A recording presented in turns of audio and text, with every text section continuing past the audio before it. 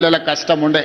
అందుకే ఇవాళ పేదవాళ్ళు ప్రశాంతంగా ఉండాలి అనంటే ప్రతి పేదవాడి ఇంటిలో వెలుగులు నిండాలి అని ఈరోజు 200 యూనిట్ల వరకు ప్రతి పేదవాడి కుటుంబంలో దాదాపుగా 50 లక్షల కుటుంబాలకు 200 యూనిట్లు ఈనాడు ఉచితంగా కరెంట్ ఇస్తున్నాం. ఇదే కాదు, ఇల్లు లేని వాళ్లకు ఇల్లు ఇవ్వాలని ఇందిరమ్మ ఇల్లు ఇప్పటికే 4.5 లక్షల ఇల్లు మంజూరు చేసినాం. 22,500 కోట్ల రూపాయలు ఈరోజు పేదల ఇళ్లకు ఖర్చు పెడుతున్నాం.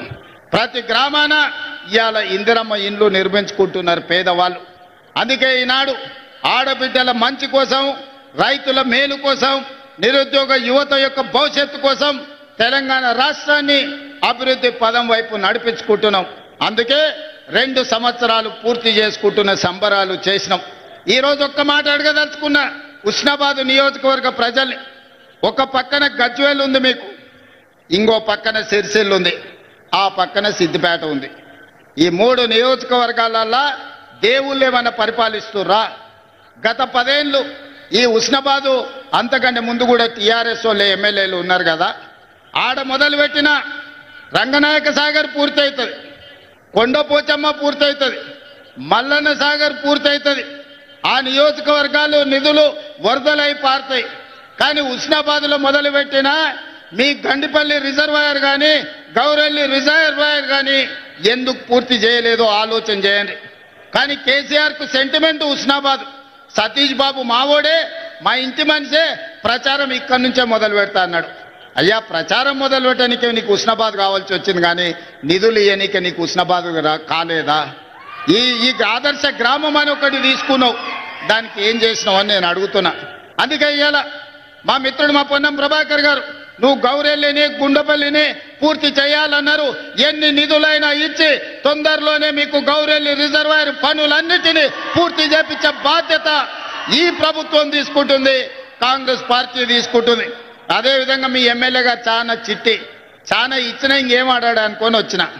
మీకు కాలేజీలు ఇచ్చినా, యంగ్ ఇండియా ఇంటిగ్రేటెడ్ స్కూళ్ళు ఇచ్చినా, మీకు రోడ్లు ఇచ్చినా, చాలా ఇచ్చినా ఇంకా మా పొన్నమన్న సంతోషంగా ఉంటాడు అనుకున్నా. అది అయిపోయింది, ఇచ్చింది అయిపోయింది, మళ్ళీ ఏం తెస్తావో చెప్పని మళ్ళీ కొత్త కాగితం ఇచ్చిండు. దీంట్లో చాలా ఉన్నాయి. ఉస్నాబాద్కు రింగ్ రోడ్డు కావాలన్నాడు, ఇంకా చాలా రాసిండు. ఇక్కడ అన్నిటినీ ప్రభుత్వ పాఠశాలలకు నిధులు కావాలన్నాడు.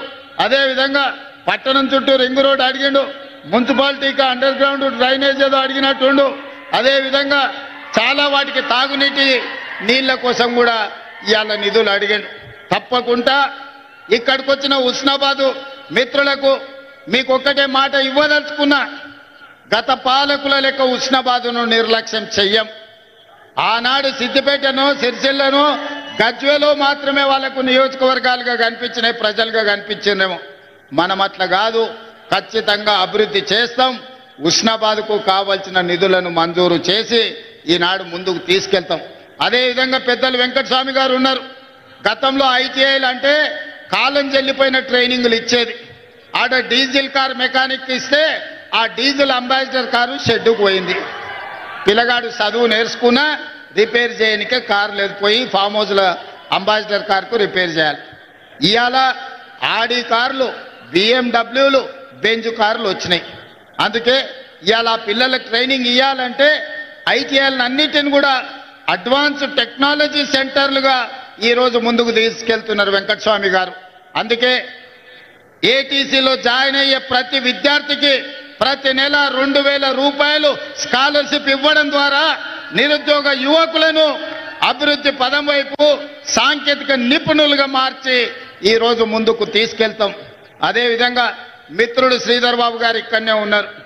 ఇవాళ గ్లోబల్ సమ్మిట్ పోయి నేను ప్రధానమంత్రి గారికి, సోనియా గాంధీ గారికి ఆహ్వాన పత్రిక ఇచ్చిన. ఇది నేను చేస్తున్నది కాదు, మిత్రుడు శ్రీధర్ బాబు గారు చేస్తున్నారు.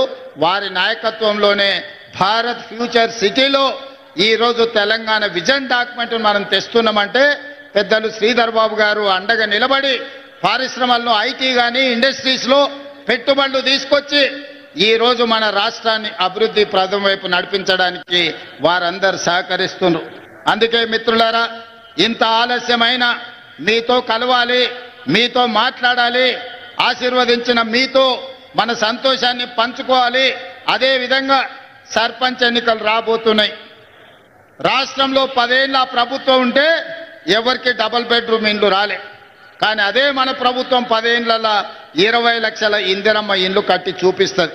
ఇవాళ మీకు రేషన్ కార్డు వచ్చినా, ఇవాళ మీకు సన్నబియ్యం వచ్చినా, ఇవాళ మీకు ఇందిరమ్మ ఇల్లు వచ్చినా, ఇవాళ మీకు సారె పేరు మీద చీర ఇందిరమ్మ చీర మీకు వచ్చినా, ఇవాళ మీకు 200 యూనిట్ల కరెంటు వచ్చినా, ఇవాళ మీకు 21,000 కోట్ల రైతు రుణమాఫీ జరిగినా, ఇవాళ మీకు రైతు భరోసా కింద 9 రోజుల్లో 9,000 కోట్ల రూపాయలు వచ్చినా, ఇవాళ నిరుద్యోగ యువకులకు మొదటి సంవత్సరమే 60,000 ఉద్యోగాలు వచ్చినా, ఇట్లా చెప్పుకుంటూ పోతే చాంతాడంత లిస్ట్ ఉంది.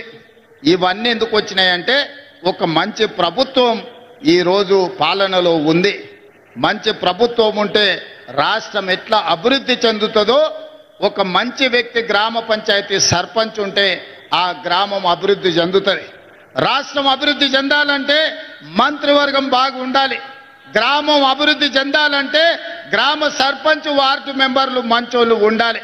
అంతే తప్ప మందు పోసిండను, క్వార్టర్ ఇచ్చిండను, ఫుల్లు తెచ్చిండను, ఏదన్నా మన చిన్న చిన్న తప్పులు చేస్తే మనం గ్రామాలు దెబ్బతింటాయి. మంచోళ్ళని ఎన్నుకోండి, మంత్రులతో కలిసి పనిచేసేటోళ్ళని ఎన్నుకోండి, ఏడైనా ఈ ప్రభుత్వంతో కలిసిమెలిసి ఉండేటోళ్ళని ఎన్నుకోండి. కాళ్ళల్లో కట్టెలు పెట్టేటోడు ఉంటే వానికి రాజకీయంగా పనికొస్తుందేమో కానీ మీ గ్రామ అభివృద్ధికి నిధులు రావు. అందుకే ఈడున్న యువమిత్రులను 10 ఏళ్ళు రాజకీయాలు పక్కన పెట్టండి, మన సమస్యలను పరిష్కరించుకుందాం.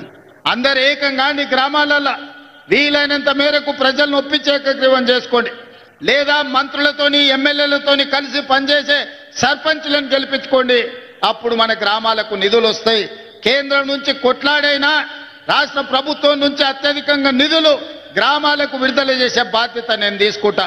మరి మీరు మాత్రం మంచి వాళ్ళను, ప్రజలతో మంచిగా ఉండే వాళ్ళనే సర్పంచులుగా ఎన్నుకోండి.